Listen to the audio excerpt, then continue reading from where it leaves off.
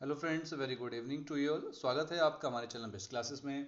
हमेशा की तरह आज हम आपके लिए फिर और एक नई अपडेट लेकर आए हैं। ये जो नई अपडेट आपका रहने वाली है ये भी उत्तराखंड शासकीय विद्यालय भर्ती से संबंधित रहने वाली है। जैसा कि आपको पता है, कल हमने जो वीडियो डाली थी उसमें जनता इंटर कॉलेज संगला कोटी पौड़ी गढ़वाल की जो मेरिट लिस्ट थी वो जारी हो गई है। और उसी क्रम में आज एक नई भर्ती आपके सामने है और ये किस जिले के अंतर्गत है और एलटी में क्या पद हैं और प्रवक्ता में क्या पद रहने वाले हैं। इन सभी चीज़ों को वन बाय वन डिस्कस करेंगे और समझेंगे। ठीक, जो भी हमारे चैनल पर पहली बार जुड़ रहे हो प्लीज़ चैनल को जरूर सब्सक्राइब करिए, लाइक करिए और अपने दोस्तों के शेयर भी करिए, जिससे आपको ऐसे ही अच्छी से अच्छी इन्फॉर्मेशन आपको समय समय पर मिलते रहे, जिससे आपका चयन जो है एक सरकारी कर्मचारी या सरकारी शिक्षक के रूप में हो। यही हमारी मनोकामना है और अपना प्यार ढेर सारा हमें ऐसे ही देते रहिएगा। ठीक, चलिए शुरू करते हैं, बात करते हैं इस भर्ती की। तो इसमें एलटी और प्रवक्ता के पद रहने वाले हैं और किस जिले के अंतर्गत है, आइए इसको देखते हैं और समझते हैं। बात करते हैं इस भर्ती की, तो ये भर्ती जो है आपका नैनीताल जिले के अंतर्गत बेलपोखरा स्थान पर श्री गोविंदी देवी इंटर कॉलेज बेलपोखरा, वहाँ उस विद्यालय में आपका ये इंटर कॉलेज है, गोविंद देवी इंटर कॉलेज बेलपोखरा।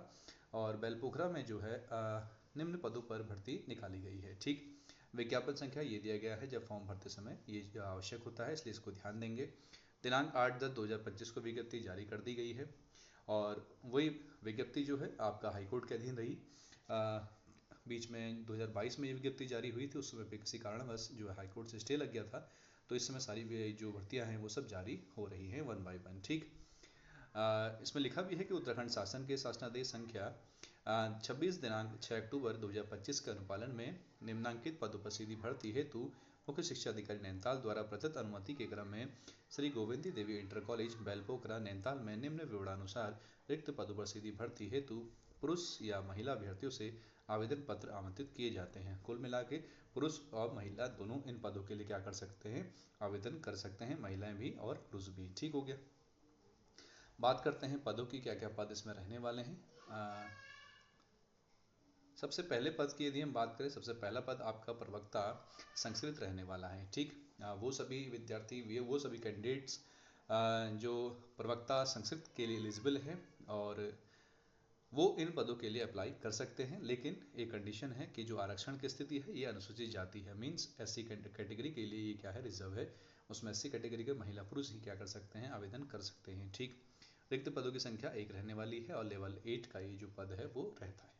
ठीक, अगले पद की यदि हम बात करें तो अगला पद जो आपका रहने वाला है वो अगला पद आपका रहने वाला है सहायक अध्यापक एलटी, जिसमें एक पद रहेगा सहायक अध्यापक एलटी का और रिक्त पदों की संख्या 1 रहने वाली है।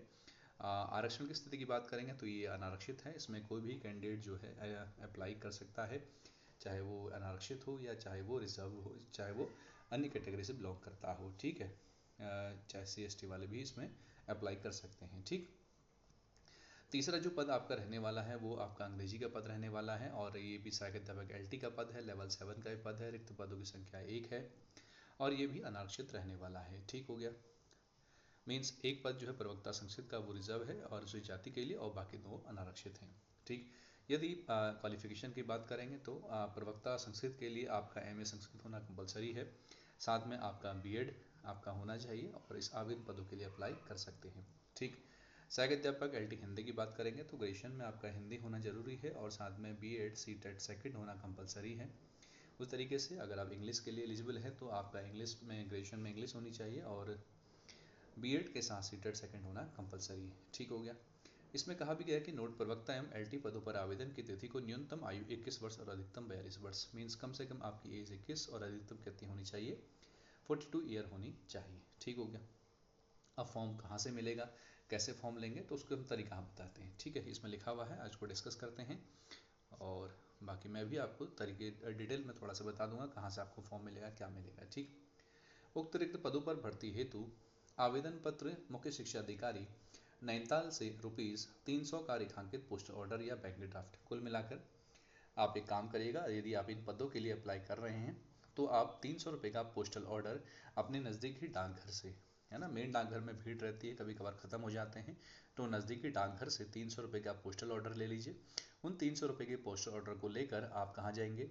मुख्य शिक्षा अधिकारी कार्यालय भीमताल, नैनीताल में नहीं, मुख्य शिक्षा अधिकारी का जो कार्यालय है वो भीमताल में है। और भीमताल आप जाएंगे, वहाँ पर से आप 300 रुपये का पोस्टल ऑर्डर देके अपने पदों के लिए, जिस भी पद के लिए एलिजिबल है उसका आप फॉर्म ले लेंगे।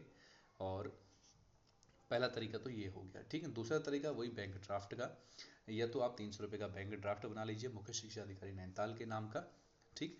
तो आसान तरीका है, 300 रुपये का पोस्ट ऑर्डर दीजिए और अपना फॉर्म वहाँ से ले लीजिए, ठीक है। उसके बाद करना क्या है, पूर्ण रूप से भरे हुए आवेदन पत्र आपने 3 सप्ताह के अंदर, मीन्स 8 तारीख को ये विज्ञप्ति जारी हो गई है, 8 से 21 दिन के अंदर अंदर आपने फॉर्म क्या कर लेना है, वही 30 तारीख से पहले पहले लेकर स्पीड पोस्ट भी कर देनी है, ठीक है। रजिस्ट्री तो से बंद हो गई है, स्पीड पोस्ट ही है, स्पीड पोस्ट आप कर देंगे, ठीक। यदि लेट हो गया, आवेदन पत्र पूर्ण हो गया या कोई गलती है तो उसमें विचार नहीं किया जाएगा, इस बात को ध्यान देंगे।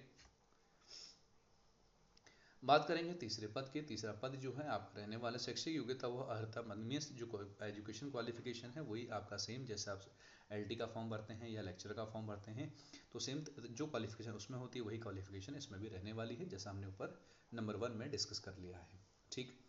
सभी शैक्षिक एवं प्रशिक्षण प्रमाण पत्र जितने भी आपके एजुकेशन डॉक्यूमेंट है सबकी सेल्फ अटेस्टेड फोटो कॉपीज, ध्यान देंगे उन अटेस्टेड फोटो कॉपीज को आपने सेल्फ टेस्ट करना है और एक साथ लगा देना है।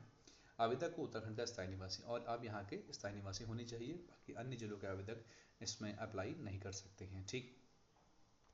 बात करें नेक्स्ट पॉइंट की, तो जो इसमें अगला पद रहने वाला है ना, सॉरी अगला पॉइंट है उसको डिस्कस करते हैं।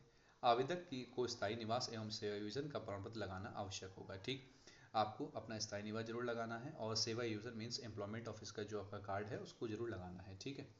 और समस्त प्रमाण पत्र विज्ञप्ति से पूर्व दिनांक से निर्गत होना अनिवार्य है। जितने भी आपके डॉक्यूमेंट्स हैं, चाहे स्थायी निवास हो चाहे आपका EWS हो, उसका जो डेट है वो विज्ञप्ति से पहले की हो, ठीक है। मीन्स जब यदि आपका वो एक्सपायर हो गया हो तो उसको पहले ही आपने रिन्यू करवाना था, इस बात का भी ध्यान देंगे, ठीक। अन्यथा की स्थिति में आवेदन स्वतः ही निरस्त माना जाएगा, नहीं तो आपका वो डॉक्यूमेंट जो आप आवेदन करेंगे वो कैंसिल माना जाएगा, ठीक है।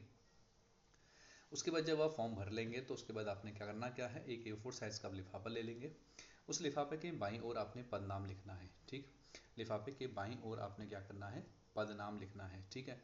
लिफाफे के बाईं ओर आप अपना पद नाम मीन सहायक अध्यापक इंग्लिश, सहायक अध्यापक हिंदी या प्रवक्ता संस्कृत, और दाईं ओर आप विद्यालय का नाम लिखेंगे, ठीक। दाईं ओर आपने विद्यालय का अपना नाम लिख लेना है, ठीक हो गया। गोविंद देवी इंटर कॉलेज, है ना, इस तरीके से। छठा पॉइंट है प्रवक्ता वेतन क्रम में संबंधी विषय में स्नातकोत्तर, जो हमने डिस्कस कर लिया है और आपको पता ही है एलटी के लिए तो टेट सेकंड होना कंपलसरी है, चाहे यू टेट हो चाहे वो सी टेट हो, ठीक है। साथ में बीएड होना आवश्यक है, ठीक हो गया। सातवें पॉइंट की यदि हम बात करें तो आवेदन पत्र केवल वांछित योग्यता में अन्य प्रमाण पत्र स्वप्रमाणित संलग्न किए जाएं, ठीक है। जितने भी आपके डॉक्यूमेंट्स हैं आप उनको सेल्फ टेस्ट कर लीजिएगा, ठीक। इस बात का ध्यान दीजिएगा कि बिना सेल्फ टेस्टेड के डॉक्यूमेंट्स मत भेजिएगा, कैंसिल करने का उनको एक क्ल्यू मिल जाएगा, और जिस हिसाब से आपका जो क्या वादा दावा है उस पद के लिए अगर आप अप्लाई कर रहे हैं तो वो आप कैंसिल हो जाएगा, ठीक है। तो सेल्फ टेस्ट जरूर कर लीजिएगा, इस बात का ध्यान देंगे, ठीक है। और इसके बाद बाकी फॉर्म भर के उसके बाद 1 महीना लग जाता है कम से कम, 1 महीने के पहले पहले भी अब मेरिट बन जाएगी।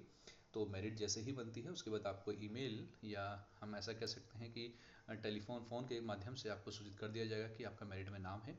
यदि आप टॉप 7 के अंतर्गत होंगे तभी आपको बुलाया जाएगा, अदरवाइज़ आपको नहीं बुलाया जाएगा, ठीक। बाकी मेरिट लिस्ट वगैरह की अगर हम बात करें तो नैनीताल ज़िले के थोड़ा सा मेरिट लिस्ट को ऑनलाइन शो नहीं कर रहे हैं, बाकी जिनका भी मेरिट में नाम होगा तो उनको कॉल कर दिया गया होगा और वो उनका इंटरव्यू हो भी गया होगा शायद। चाहे हम इससे पहले विद्यालय की बात करें जो हल्द्वानी में निकली थी, आदर्श कन्या इंटर कॉलेज में, ललित आर्य कन्या इंटर कॉलेज में, और इसी तरीके से और भी विज्ञप्ति निकली थी नैनीताल जिले के अंतर्गत से पहले, तो शायद उन्हीं कैंडिडेट को कॉल किया जिनका मेरिट में नाम था, और वो मेरिट जो है इसीलिए हम दिखा नहीं पाए क्योंकि उन्होंने ऑनलाइन शो नहीं की थी, ठीक है। तो बाकी यदि किसी को इन्फॉर्म करना हो जिसने पहले फॉर्म भरा हो तो आप वहाँ जाके भी आप मालूम कर सकते हैं कि सर आपका नाम है या नहीं है, ठीक है। तो कैसी लगी वीडियो जरूर बताइएगा और इसी तरीके से अपना ढेर सारा प्यार हमें देते रहिए, तब तक के लिए बने रहिए हमारे साथ, धन्यवाद।